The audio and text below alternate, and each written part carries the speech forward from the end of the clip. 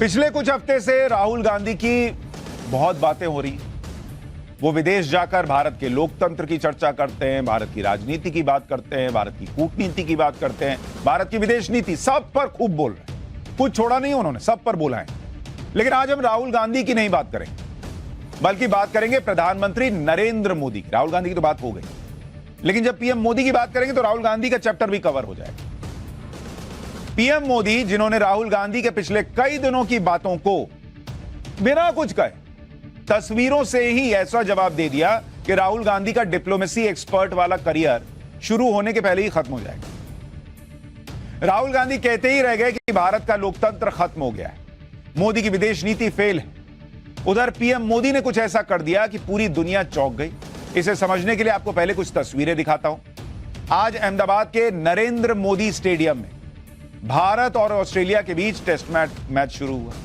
ये तो आपको पता है, मैच इसलिए खास है क्योंकि दोनों देशों के बीच पहली क्रिकेट सीरीज के 75 साल पूरे हो गए।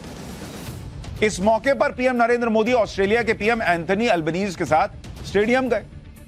दोनों नेता एक खास रथ, जिसे गोल्फ कार्ट कह लीजिए, उस पर सवार हुए और पूरे स्टेडियम का चक्कर लगाया, दर्शकों का अभिवादन स्वीकार किया। इस खास रथ की तस्वीरें आप देख रहे हैं और इसे क्रिकेट की थीम पर डिजाइन किया गया। अगर आप देखिएगा, उसमें बैट है, विकेट है, यह सब बना हुआ है और दोनों प्रधानमंत्री इस पर सवार होकर दर्शकों की तरफ हाथ हिलाते हुए पूरा स्टेडियम का चक्कर लगा रहे थे। क्रिकेट की भाषा में कहें तो इसको लैप ऑफ ऑनर कहते हैं, वो प्रधानमंत्री नरेंद्र मोदी ने लिया। और अक्सर स्पोर्ट्स फील्ड में जीतने वाली टीम स्टेडियम का चक्कर लगाती है, जीत का जश्न मनाती है, उसे ही लैप ऑफ ऑनर कहते हैं। अब आप ये खबर तो देख रहे होंगे कि पीएम मोदी स्टेडियम में गए, मैच देखा, ऑस्ट्रेलिया के पीएम थे, लेकिन बॉस इसके पीछे की बातें आपको अभी तक कायदे से समझाई नहीं गई, वो आज हम पाठशाला में समझाते हैं। नरेंद्र मोदी और ऑस्ट्रेलिया के पीएम एंथनी अल्बनीज ने क्रिकेट के बहाने कूटनीतिक रिश्तों को मजबूत किया। मैच से पहले दोनों देशों के प्रधानमंत्रियों ने अपने अपने देश की क्रिकेट टीम के कप्तान को भी सम्मानित किया। मैदान में उतरकर पूरी क्रिकेट टीम से मुलाकात की।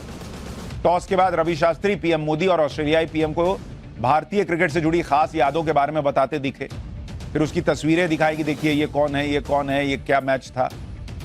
दोनों नेताओं ने करीब आधे घंटे स्टेडियम में रुककर मैच भी देखा और सेल्फी भी ली। जिस खास रथ पर बैठकर पीएम मोदी और ऑस्ट्रेलिया के पीएम स्टेडियम के चक्कर लगाते दिखे थे, उसे लेकर ऑस्ट्रेलिया की मीडिया में भी बड़ी चर्चा। ये जो आप रथ देख रहे हैं, बैट है, विकेट है, सब है और गेंद जैसी बनी हुई। ऑस्ट्रेलिया की मीडिया के मुताबिक 50,000 की भीड़ के सामने ऑस्ट्रेलिया के पीएम का भव्य स्वागत हुआ। तो वहां लोग गदगद हैं कि बॉस, हमारे पीएम का देखिए कितना सम्मान हुआ है। ऑस्ट्रेलिया के पीएम एंथनी अल्बनीज ने तो इसे अपनी जिंदगी के अहम पलों में से एक बता दिया कि बॉस, इतना जबरदस्त रौला दिखा हमारा, हमको तो यकीन ही नहीं हुआ। ऑस्ट्रेलिया की मीडिया कह रही है कि अहमदाबाद की सड़कों पर ऑस्ट्रेलिया के पीएम के स्वागत में लगे बड़े बड़े पोस्टर काफी हैरान करने वाले हैं, क्योंकि ऐसा तो ऑस्ट्रेलिया में भी किसी बड़े अंतर्राष्ट्रीय स्पोर्ट्स इवेंट में नहीं होता।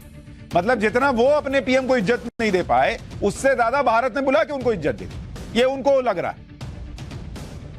लेकिन ये क्यों हुआ, इस पर अभी आऊंगा। भारत में ऑस्ट्रेलिया के प्रधानमंत्री का ऐसा स्वागत यह बताता है कि दोनों देशों के रिश्ते कितने इंपॉर्टेंट हैं। अब इसमें राहुल गांधी और चीन कहां से आते हैं, इस पर बात करना शुरू करते हैं। जिन रथ और बड़े बड़े पोस्टर का जिक्र ऑस्ट्रेलिया की मीडिया कर रही है, वो अहमदाबाद की सड़कों पर लगे। इन पोस्टर्स में प्रधानमंत्री नरेंद्र मोदी और ऑस्ट्रेलिया के प्रधानमंत्री एंथनी अल्बनीज की तस्वीरें, साथ में ऑस्ट्रेलिया और भारत के क्रिकेटर्स की भी तस्वीरें। ऑस्ट्रेलिया के प्रधानमंत्री से जब इन पोस्टर्स के बारे में पूछा गया तो उन्होंने कहा कि इन पोस्टर्स की अनदेखी करना मुश्किल था, मैं वाकई काफी सम्मानित महसूस कर रहा हूं। और उन्होंने इस बात का आभार जताया कि मोदी सरकार ने उनके स्वागत के लिए इतने प्रयास किए। भारत दौरे को लेकर ऑस्ट्रेलिया के पीएम भी काफी उत्साहित। गुजरात में उन्होंने होली भी खेली, उनके ऊपर फूल बरसाए गए। ऑस्ट्रेलियाई प्रधानमंत्री एंथनी अल्बनीज ने बुधवार को गांधीनगर में राजभवन में गुजरात के मुख्यमंत्री भूपेंद्र पटेल और गुजरात के राज्यपाल के साथ होली समारोह में हिस्सा लिया था। उन्होंने होली खेलते हुए अपनी तस्वीरें भी ट्वीट की। यह भी कहा कि भारत में होली मनाकर सम्मानित महसूस कर रहा हूं। जिस तरह से ऑस्ट्रेलिया के साथ नरेंद्र मोदी ने क्रिकेट डिप्लोमेसी की और जिस तरह से ऑस्ट्रेलिया के पीएम बड़ी अहमियत के साथ भारत के दौरे पर आए, उससे तो साबित होता है कि नरेंद्र मोदी की विदेश नीति ट्रैक पर है। और यह मैं क्यों कह रहा हूं, अभी इसके सबूत दूंगा। लेकिन ब्रिटेन में बैठकर राहुल गांधी मोदी की विदेश नीति को लेकर कुछ अलग ही कह रहे थे। नरेंद्र मोदी की विदेश नीति तो सबको समझ में आ रही है, लेकिन राहुल गांधी की नीति समझ से बाहर है। कैसे राहुल गांधी की बातें किसी को समझ में नहीं आ रही, उसका एक और उदाहरण आपको दिखाता हूं। राहुल गांधी से ब्रिटेन में पूछा गया कि वो विदेश नीति में क्या बदलाव लाना चाहेंगे या करना चाहेंगे, तो उन्होंने ऐसा जवाब दिया जो कोई डिकोड ही नहीं कर पा रहा कि राहुल गांधी कहना क्या चाहते हैं। वो एक बार वो 3 इडियट फिल्म में नहीं था, लास्ट में आता था कि कहना क्या चाहते हो, वही वाला सुनाई देता है राहुल गांधी का यह बयान सुनने के बाद। एक बार राहुल गांधी को सुनिए, फिर नरेंद्र मोदी की बात कराओ।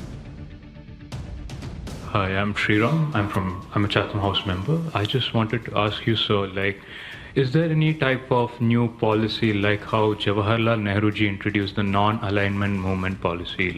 Is there any changes that you want to introduce in the Indian foreign policy? As I said, the principle of foreign policy is unfortunately self-interest, right? And any Indian government would pay attention to that. So in answering the question, the first step is what is important to us as a country, right? What are we trying to do? And what we're trying to do is, we were a rural country and we are making a transition into an urban country, and this transition has a huge amount of energy, right? Potential for violence, but also potential for prosperity, potential for transformation. And we're trying to manage this energy as it's moving, right? If you look at our policies, or the UPA policies, they were all about trying to manage this transition from a rural to an urban connected country, right? So our foreign policy will follow that idea, right? Our foreign policy will reflect that, right? What would we like to do? We would like to build a society that's productive, a society that allows our people to have an imagination, to live happily, to be educated, to have a certain amount of health care. Those are things that's what our imagination is, and our foreign policy will align with that. विदेश नीति पर सवाल था, भगवान जाने राहुल गांधी क्या ही समझा रहे थे। ये वैसा ही है जब एग्जाम में हम लोगों को कुछ समझ में नहीं आता था तो पन्ना खाली छोड़ने के बजाय उससे बेहतर लगता था कि कुछ तो लिख ही दो। मार्ट साहब का मूड ठीक होगा तो कुछ तो नंबर दे ही दें। तो राहुल गांधी का जवाब लोगों को वैसा ही लग रहा है कि कुछ तो लिख दिया। सवाल कुछ था, जवाब कुछ है, कनेक्ट नहीं मिल रहा। लेकिन ये वो राहुल गांधी हैं जो भारत के विदेश मंत्री को भी विदेश नीति समझाते हैं, भारत के प्रधानमंत्री को भी विदेश नीति समझाते हैं, जिनकी खुद की विदेश नीति दुनिया को समझ में नहीं आ रही। राहुल गांधी ब्रिटेन में बैठकर विदेशियों को समझा रहे हैं कि वो आएंगे तो विदेश नीति को कैसे बदलेंगे, और अभी जो विदेश नीति नरेंद्र मोदी चला रहे हैं वो कैसे फेल। लेकिन राहुल गांधी जो बातें कर रहे हैं उसका उल्टा हो रहा है। यहां विदेश से नेता आकर नरेंद्र मोदी की तारीफ कर रहे हैं, नरेंद्र मोदी की अगुवाई में भारत से रिश्तों को महत्व दे रहे हैं। अगर मान लीजिए कि राहुल गांधी की नजर में नरेंद्र मोदी को कूटनीति विदेश नीति की समझ ही नहीं, तो क्या इन विदेशी नेताओं को भी कूटनीति और विदेश नीति की समझ नहीं है? सब यहां से खाली हैं कि उठ के चले आ रहे हैं, कर रहे गजब हो गया बॉस, इंडिया गजब कर रहा है, मोदी जी गजब कर रहे हैं। किसी को कुछ नहीं आ रहा, सिर्फ राहुल गांधी को आ रहा है। ऑस्ट्रेलिया किस तरह से भारत के रिश्तों को महत्व दे रहा है, इसे इस बात से समझिए कि ऑस्ट्रेलिया के प्रधानमंत्री एंथनी अल्बनीज अपने 2 मंत्रियों को साथ लेकर आए भाई। इनमें ट्रेड मिनिस्टर भी है डॉन फेरल, और रिसोर्स मिनिस्टर भी मेडलिन किंग, ये दोनों को लेकर आए। पिछले हफ्ते ही ऑस्ट्रेलिया की विदेश मंत्री पेनी वोंग आई थी और वहां के शिक्षा मंत्री जेसन क्लेयर भारत के दौरे पर आए थे। ऑस्ट्रेलिया की विदेश मंत्री पेनी वोंग G20 के विदेश मंत्रियों की मीटिंग के लिए भारत आई थी, और शिक्षा मंत्री जेसन क्लेयर किस लिए आए भाई? वो भारत में ऑस्ट्रेलिया की यूनिवर्सिटीज के कैंपस स्थापित करने की संभावनाओं पर बात करने आए थे कि कैसे ऑस्ट्रेलिया का कैंपस इंडिया में खोलते हैं पढ़ाई के लिए। दुनिया को इंडिया में संभावनाएं दिख रही हैं, राहुल गांधी को इंडिया खत्म होता दिख रहा है। अब कहीं तो कुछ गड़बड़ है किसी के चश्मे में, और सबका चश्मा खराब हो ये तो हो नहीं सकता। तो किसका खराब है आप समझ लीजिए। ऑस्ट्रेलिया के सरकारी news channel Australian broadcasting corporation, जिसको एबीसी कहते हैं, उसकी रिपोर्ट के मुताबिक ऑस्ट्रेलियाई सरकार के एक बड़े अधिकारी ने बताया कि पिछले दशक में भारत के साथ ऑस्ट्रेलिया के संबंध रॉकेट की रफ्तार से बढ़े। ये वहां ऑस्ट्रेलिया का अधिकारी कह रहा है। जिस तरह से ऑस्ट्रेलियाई सरकार के बड़े मंत्री और अधिकारियों को दिल्ली में महत्व मिला है, उसे 2010 के आसपास के समय में सोच भी नहीं सकते थे। ये ऑस्ट्रेलिया कह रहा है। इतना नरेंद्र मोदी सरकार ने ऑस्ट्रेलिया को इंपॉर्टेंस दी। और क्यों दी है अभी आगे बताऊंगा। प्रधानमंत्री नरेंद्र मोदी की लीडरशिप में भारत ने जिस तरह तरक्की की है, उससे ऑस्ट्रेलिया तक हैरान है। ऑस्ट्रेलिया के मीडिया हाउस एबीसी की एक रिपोर्ट में कहा गया है कि भारत जिस तेज रफ्तार से टेक्नोलॉजी ग्रोथ कर रहा है, जिस तेज रफ्तार से डिजिटल इकोनॉमी को बढ़ा रहा है, उससे ऑस्ट्रेलिया के पीएम एंथनी अल्बनीज का फोकस भारत के साथ रिश्तों को और मजबूत करने पर। मतलब ऑस्ट्रेलिया को लग रहा है कि बॉस यही रॉकेट बने हुए हैं, इनको पकड़ते चलोगे तो आसमान छूओगे, क्योंकि भारत अगला आर्थिक सुपर पावर बनने की तरफ बढ़ रहा है। यह ऑस्ट्रेलिया की मीडिया रिपोर्ट कर रही है। अब राहुल गांधी सुनेंगे तो दिल ही बैठ जाएगा उनका। भारत में टेक्नोलॉजी के जरिए जो क्रांति नरेंद्र मोदी लेकर आए हैं, उसे देखकर ऑस्ट्रेलिया वालों के लिए भारत की इमेज पूरी तरह बदल गई। ऑस्ट्रेलिया में वहां का मीडिया कह रहा है कि भारत में टेक्नोलॉजी का बूम है और यह इतने बड़े पैमाने पर हो रहा है कि भारत पश्चिमी देशों से भी बहुत आगे निकल गया। 140 करोड़ लोगों की जिंदगी बदल गई। भारत के गरीब से गरीब आबादी में भी आज ज्यादातर के पास स्मार्टफोन है। हेल्थ केयर में क्रांति इसी से समझी जा सकती है कि दूर दराज के गांव में वीडियो कॉल के जरिए डॉक्टर से इलाज हो रहा है। बिरयानी से लेकर बैंगल तक खरीदने और बेचने के लिए डिजिटल पेमेंट हो जा रहा है। यूपीआई के जरिए सेकंड्स में पेमेंट होता है, अरबों ट्रांजैक्शन हो रहे हैं और गरीब से गरीब व्यक्ति भी इकोनॉमी से सीधे जुड़ रहा है। यह ऑस्ट्रेलिया को समझ में आ रहा है। राहुल गांधी कह रहे हैं इंडिया में लोकतंत्र मर गया। एबीसी की रिपोर्ट में कहा गया है कि तकनीक के जरिए भारत में परिवर्तन लाने में प्रधानमंत्री नरेंद्र मोदी जुटे हैं, क्योंकि यह भारत के भविष्य को लेकर प्रधानमंत्री नरेंद्र मोदी की महत्वाकांक्षाओं में एक, जिसमें भारत को 2047 तक विकसित देश बनाना। मतलब ऑस्ट्रेलिया को भी यह लग रहा है कि नरेंद्र मोदी का विजन है कि भारत को विकसित देश बनाना और इसमें नरेंद्र मोदी लगे हुए हैं। हमारे यहां के कुछ को समझ में नहीं आता, यह समझना नहीं चाहते। उन समझ लेंगे तो फिर उनको कुर्सी कैसे मिलेगी। लेकिन दिक्कत यह है कि विदेश में जाकर दूसरों को कहते हैं कि तुम भी मत समझो। ऑस्ट्रेलिया में यह कहा जा रहा है कि भारत जिस तरह से तरक्की कर रहा है, उससे भारत औसत विकास करने वाले देशों से निकलकर ऐसा देश बन गया है जिस देश के साथ पश्चिम के अमीर देश अब ट्रेड, टेक्नोलॉजी और डिफेंस संबंधों को मजबूत करने के लिए बेचैन है। भाई भारत इस वक्त वो शेयर मार्केट में अगर कोई शेयर होता है हर देश का, तो भारत इस वक्त वो शेयर है जिसको खरीदने के लिए होड़ मची हुई है, क्योंकि सबको पता है यही शेयर जो है वो रॉकेट बनेगा या बन रहा है। इसमें ऑस्ट्रेलिया और भारत के रिश्ते का मामला इसलिए भी खास है क्योंकि दोनों देश खुद को चीन से अलग रखना चाहते हैं। भारत की तरक्की को देखकर जैसे दूसरे देश भारत के साथ बिजनेस बढ़ाने के लिए बेचैन है, वैसे ही ऑस्ट्रेलिया का भी हाल। इसलिए ऑस्ट्रेलिया के प्रधानमंत्री एंथनी अल्बनीज अपने साथ ऑस्ट्रेलिया की बड़ी बड़ी कंपनियों के 30 सीईओ लेकर आए। प्राइम मिनिस्टर 30 कंपनियों के सीईओ को लेकर आए। नरेंद्र मोदी साथ में लेकर चले जाएंगे तो यहां लोग छाती पीट लेंगे बॉस कि बताइए 30 बिजनेसमैन ले गए, ये सूट बूट वालों की सरकार है वगैरह वगैरह। वहां का पीएम लेकर आया, अमेरिका वाले लेकर आते हैं। ये दुनिया में होता है। हमारे यहां पता नहीं बिजनेसमैन को विलन बताते हैं और उनसे ही अर्थव्यवस्था में योगदान भी चाहिए, नौकरी भी चाहिए, सब कुछ चाहिए। इसके अलावा ऑस्ट्रेलिया की बड़ी बड़ी यूनिवर्सिटीज के हेड भी अपने पीएम के साथ भारत के दौरे पर आए। ऑस्ट्रेलिया की कोशिश यह है कि दूसरे देशों की प्रतिद्वंदी कंपनियों के भारत की तरक्की में मौका बनाने से पहले ऑस्ट्रेलिया की कंपनियां अपनी जगह बनाएं।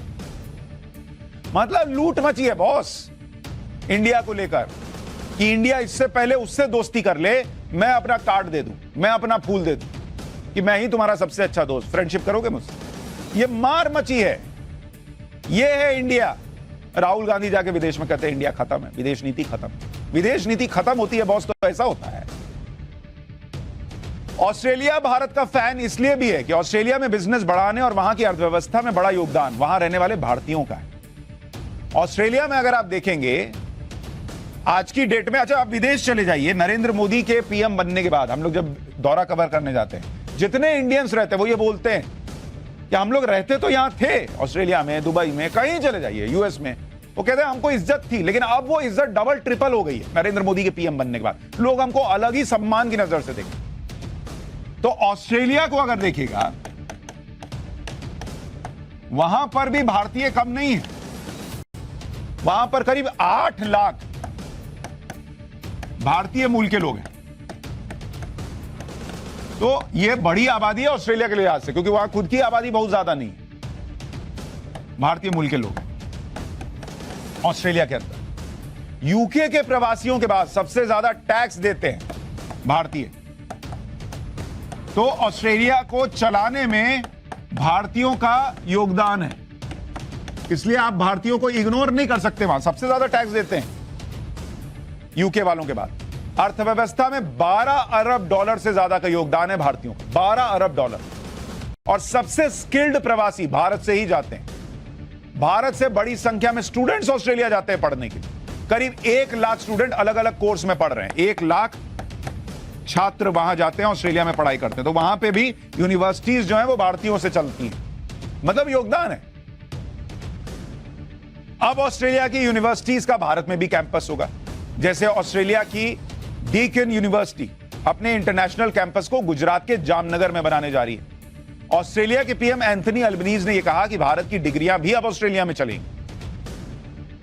ऑस्ट्रेलिया भारत का छठा बड़ा ट्रेड पार्टनर है, लेकिन ऑस्ट्रेलिया को लगता है कि भारत के साथ रिश्ते मजबूत करने की अभी बहुत ज्यादा संभावनाएं बची हैं, जिससे ऑस्ट्रेलिया में नौकरियां आएंगी और ऑस्ट्रेलिया के उद्योग के मजबूत होने में मदद मिलेगी। इसलिए ऑस्ट्रेलिया भारत से रिश्ते मजबूत करने में पूरी ताकत जुटा रहा है। पिछले साल दिसंबर में दोनों देशों ने अंतरिम फ्री ट्रेड एग्रीमेंट साइन कर लिया, जिससे दोनों देशों की संसद ने मंजूरी भी दी थी। इससे ऑस्ट्रेलिया भारत के 96% एक्सपोर्ट को जीरो ड्यूटी एक्सेस दे रहा है। मतलब जो आप एक्सपोर्ट करेंगे भारत से, उसमें ड्यूटी लगेगी ही नहीं, जीरो ड्यूटी। तो भारत के व्यापारियों का फायदा होगा, वहां सामान सस्ता होगा। तो ये दोनों देशों के लिए फायदेमंद। भारत ने ऑस्ट्रेलिया के 85% एक्सपोर्ट को ड्यूटी फ्री कर दिया है। ऑस्ट्रेलिया को भारत के रिन्यूएबल एनर्जी के टारगेट से भी बड़ा मौका है। भारत का टारगेट है 2030 तक 50% रिन्यूएबल एनर्जी तक पहुंच जाना, और 2030 तक भारत में 30% इलेक्ट्रिक कार भी होगी। अब इलेक्ट्रिक व्हीकल किससे चलती है? बैटरी से। बैटरी गाड़ी की हो, मोबाइल की हो, लैपटॉप की हो, ब्लूटूथ डिवाइस की हो, दूसरे इलेक्ट्रॉनिक उपकरण की हो, बनती किससे है? लिथियम से। लिथियम की ना बैटरी होती है, और उसमें दुनिया में सबसे ज्यादा लिथियम किसके पास है? ऑस्ट्रेलिया के पास है। अब किसके पास मिल गया है बड़ा खजाना? इंडिया के पास। ऑस्ट्रेलिया इंडिया साथ आएंगे तो कैसे इकोनॉमी जो है वो और रॉकेट बनेगी, आप समझ जाइए। तो ये क्रिकेट मैच देखने के बहाने राहुल गांधी जो विदेश नीति पर ज्ञान दे रहे थे उसको भी निपटा दिया, और कैसे चीन को भी निपटाया अभी उस पर आऊंगा। क्योंकि अगर देखा जाए तो आबादी के मामले में ऑस्ट्रेलिया तो बहुत छोटा देश है भाई। हमारे पड़ोस में आप नेपाल देख लीजिए, ऑस्ट्रेलिया से ज्यादा लोग तो नेपाल में रहते हैं। बांग्लादेश भी आबादी के मामले में ऑस्ट्रेलिया से बहुत बड़ा है। अगर आप देखेंगे भाई, आप आबादी के हिसाब से देखिए ऑस्ट्रेलिया की आबादी कितनी है। यह आबादी दिखा रहा हूं भाई। इतना छोटा सा देश इंडिया, इतना नरेंद्र मोदी इतना इंपॉर्टेंस क्यों दे रहे हैं? ऑस्ट्रेलिया की आबादी है 2.5 करोड़ से थोड़ी सी ज्यादा, 2.6 करोड़, 2 करोड़ 60 लाख। बगल में अपना नेपाल है, उसकी आबादी 3 करोड़ है पूरे ऑस्ट्रेलिया से, और साइज के मामले में देखिएगा तो चुन्नू सा देश है ऑस्ट्रेलिया के मुकाबले। अरे भाई ऑस्ट्रेलिया इतना बड़ा।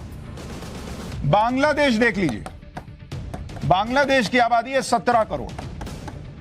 अब अगर ये आंकड़ा आप देखेंगे तो आपके मन में भी आएगा ना कि भाई ये ऑस्ट्रेलिया 2.5 करोड़ वाला इतना इंपॉर्टेंट क्यों हो गया नरेंद्र मोदी के लिए और इंडिया के लिए। यहां आपको नरेंद्र मोदी की विदेश नीति की समझ कितनी है ये भी पता चलेगा, और कैसे वो चीन को डब्बे में पैक कर रहे हैं ये भी समझ में है। क्यों ऑस्ट्रेलिया को भारत इतना महत्व दे रहा है? इसलिए दे रहा है क्योंकि ऑस्ट्रेलिया भारत के लिए चीन के खिलाफ स्ट्रैटेजिक रूप से बड़ा इंपॉर्टेंट है। यह बात समझिए। इसलिए ऑस्ट्रेलिया भारत का स्ट्रैटेजिक पार्टनर है, और इसलिए चीन के खिलाफ जो क्वाड ग्रुप बना हुआ है उसमें ऑस्ट्रेलिया को भी रखा हुआ है।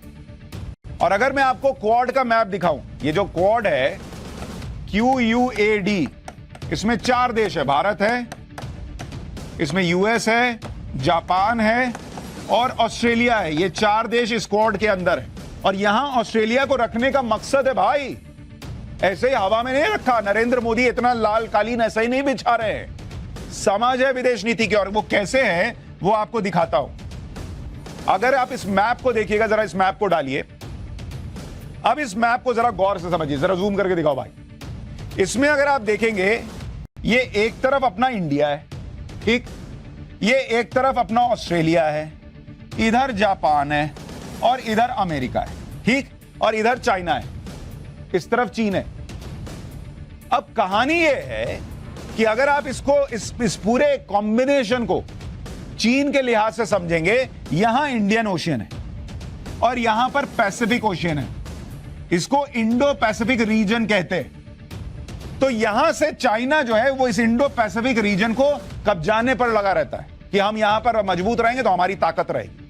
अब नरेंद्र मोदी ने ये डब्बा बना दिया चीन को घेरने के लिए, भारत एक तरफ, जापान एक तरफ, अमेरिका एक तरफ, ऑस्ट्रेलिया एक तरफ, लो इसके बीच में चाइना का पूरा एरिया कैप्चर कर लिया। और इधर चाइना जो बगल में है, अगर तुम इंडियन ओशियन में घुसोगे तो ऑस्ट्रेलिया बगल में हमारा दोस्त है, इधर से हम मारेंगे, इधर से ऑस्ट्रेलिया मारेगा।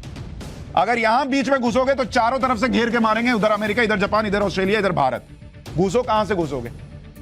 ये नरेंद्र मोदी की विदेश नीति की समझ है और इसीलिए इस ऑस्ट्रेलिया को इतना भाव दे रहे हैं। तो इंडिया दोस्ती निभाता ही है, लेकिन इसलिए भी निभा रहे हैं कि यहां चीन को बीच में घेर के मारना है भाई, और जरूरत पड़ी तो इधर से भी ऑस्ट्रेलिया जो है वो साथ निभाएगा। क्वाड का महत्व आप इस बात से भी समझिए कि अभी ऑस्ट्रेलिया के पीएम भारत के दौरे पर आए और आगे जापान के पीएम भारत के दौरे पर आने वाले। जापान के पीएम फूमियो किशिदा 19 मार्च को एक दिन के लिए भारत आएंगे। इसके बाद क्वाड का सम्मेलन मई में ऑस्ट्रेलिया के सिडनी में होने वाला और इसके बाद प्रधानमंत्री नरेंद्र मोदी के भी अमेरिका जाने की बात कही जा रही। यानी चीन के खिलाफ स्ट्रैटेजिक तौर पर पीएम मोदी और उनके दोस्तों की एक एक चाल सेट है और ये चाल सेट करने पड़ेगी, क्योंकि राहुल गांधी को तो बोलने में कुछ नहीं जाता कि नरेंद्र मोदी को कुछ नहीं आता, नरेंद्र मोदी चीन से डरते हैं। बॉस चीन को तो सेट कर रखा है, मैन्युफैक्चरिंग सब इंडिया आ रहा है और वो उधर और बिलबिलाएगा, कूदेगा। लेकिन कूदेगा तो आप उसको गोली थोड़ी मार दीजिएगा, उससे युद्ध थोड़ी कीजिएगा, उसको सटा के रखना है, दिखा के रखना है कि बॉस इधर 4-4 खड़े हैं, उधर रहो, जहां 4 यार मिल जाए वहां चीन हो बेकार, जहां 4 यार। तो चीन के खिलाफ जो आक्रामक नीति की मैं बात कर रहा हूं उसको आप समझिए, ये क्यों भी करना पड़ रहा है इसको समझिए। चीन के खिलाफ आक्रामक तरीके से रणनीति तैयार हो, क्योंकि हाल में चीन ने जिस तरह से अपना डिफेंस बजट बढ़ाया उससे चीन के खिलाफ ज्यादा मजबूती से काम करने की जरूरत है। अगर आप डिफेंस बजट देखेंगे, डिफेंस बजट यानी रक्षा बजट जो है वो किस देश का कितना है और क्वाड से कंपेयर कीजिए। चीन का रक्षा बजट जो है उसने $225 बिलियन कर दिया है, बिलियन डॉलर, $225 बिलियन। भारत का कितना है? भारत का है $73 बिलियन। जापान का कितना है? $51 बिलियन। ऑस्ट्रेलिया का कितना है? $49 बिलियन। यानी अगर आप इन तीनों को भी मिला दीजिए तो भी चीन का जो रक्षा बजट है वो 3 क्वाड के देशों से बड़ा है। और ये जो रक्षा बजट चीन बढ़ा रहा है इसकी 3 वजह है। एक वजह है ताइवान, उसको ताइवान पे हमला करना है तो वो ताइवान के चक्कर में चीन बढ़ा रहा है। वजह क्या है रक्षा बजट बढ़ाने की? नंबर 1 ताइवान, दूसरा वही इंडो पैसिफिक रीजन जिसके बारे में अभी आपको तस्वीर दिखा रहा था, वहां उसको अपनी ताकत बढ़ानी है, तो इसलिए वो वहां पर सोच रहा है हम अपने सैनिक खड़े करें, हथियार खरीदें तो थोड़ा ये चारों से मिलकर लड़ पाएंगे। और तीसरा भारत के खिलाफ बॉर्डर पर अपने आप को मजबूत करने के लिए, क्योंकि तो नया भारत है, ये तो आंख से आंख मिला के खड़ा रहता है, पीछे हटता नहीं है। लेकिन पीएम मोदी अपने दोस्तों के जरिए चीन को कड़ा संदेश दे रहे हैं। आज ऑस्ट्रेलिया के पीएम एंथनी अल्बनीज भारत के स्वदेशी एयरक्राफ्ट कैरियर आईएनएस विक्रांत में भी बैठे। वो पहले ऐसे विदेशी नेता हैं जिन्हें आईएनएस विक्रांत में बैठने का न्योता खुद पीएम मोदी ने दिया। आईएनएस विक्रांत को पिछले साल सितंबर में कमीशन किया गया था। 45,000 टन का आईएनएस विक्रांत 20,000 करोड़ रुपए की लागत से बना है और इसमें 30 लड़ाकू विमान खड़े हो सकते हैं। आईएनएस विक्रांत में ऑस्ट्रेलिया के पीएम की सवारी का मैसेज किसके लिए था? चीन के लिए था कि देखो किसको बैठा रहे हैं यहां। इंडो पैसिफिक रीजन में क्वाड के जरिए हाथ मिलाकर भारत, ऑस्ट्रेलिया, जापान और अमेरिका अब चीन को चुनौती देने का होमवर्क कर चुके। समंदर में सालाना होने वाली मालाबार नेवल एक्सरसाइज इस साल अगस्त में ऑस्ट्रेलिया कर रहा है। इसमें भारत भी होगा, ऑस्ट्रेलिया भी होगा, जापान भी होगा। इसके अलावा भारत पहली बार ऑस्ट्रेलिया की तलिस्मान सैब्रे सैन्य अभ्यास में भी शामिल होने जा रहा है। यानी ये तो भारत ऑस्ट्रेलिया की स्ट्रैटेजिक पार्टनरशिप का मैसेज है चीन के लिए। लेकिन आज जिस तरह से क्रिकेट डिप्लोमेसी हुई, उसी से आप समझ सकते हैं कि पीएम मोदी जब न्यू इंडिया कहते हैं तो इसका मतलब क्या है। क्योंकि 2011 में एक वक्त ऐसा था जब मनमोहन सिंह प्रधानमंत्री थे और पाकिस्तान से world cup semifinal match Mohali में था, तब मनमोहन सिंह ने पाकिस्तान के तत्कालीन पीएम यूसुफ रजा गिलानी को मोहाली आने का न्योता भेजा था। गिलानी और मनमोहन सिंह ने वो मैच देखा था। एक वो दौर था कि दुश्मन दोस्त से डिप्लोमेसी चलती थी।